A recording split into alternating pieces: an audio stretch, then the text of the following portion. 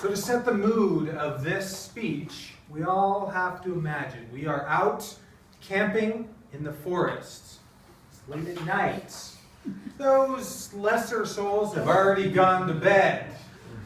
There's the rest of us out around the campfire, listening to those things that go bump in the night.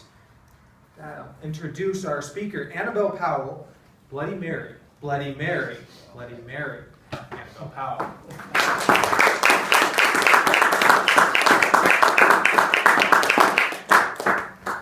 She lived deep, deep in the woods, in a tiny, tiny cottage, and sold herbal remedies for a living.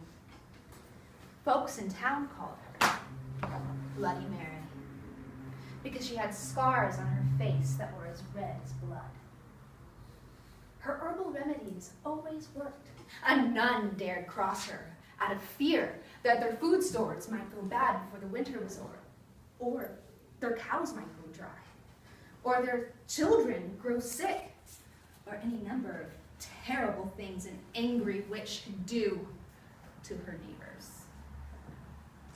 Then, the little girls of the village started to disappear, one by one. No one knew where they had gone to. Grief-stricken families searched every inch of the woods, every house, every farm. No sign of the missing girls. A few brave souls even went deep, deep in the woods to that tiny, tiny cottage to see if the witch had taken their young ones. But the witch had denied any knowledge of the disappearances.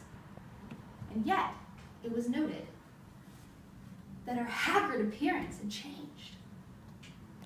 She was more attractive, younger looking. Her neighbors grew suspicious, but they had no proof that the witch had taken their young ones. Then came the night that the miller's daughter rose from her bed and headed outside. The miller's wife was up with a toothache in the kitchen, treating it with an herbal remedy. When she saw her daughter leaving the house, she screamed to her husband and ran after her daughter. The miller came running out in his nightshirt, and together they tried to restrain their daughter, but she kept breaking free and heading out of town. The neighbors were woken up by this frantic couple and tried to help, but there was no use.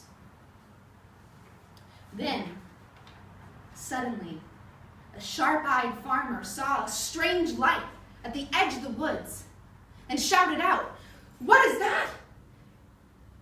Some of the farmsmen followed him towards the light, where they saw Bloody Mary next to the old willow tree with a magic wand pointed towards the Miller family. She was glowing in an unearthly light as she cast her spell upon the miller's daughter. The town folks grabbed their guns and grabbed their pitchforks and headed to the woods towards Bloody Mary. As she heard the commotion, Bloody Mary broke off her spell and ran to the woods and fled.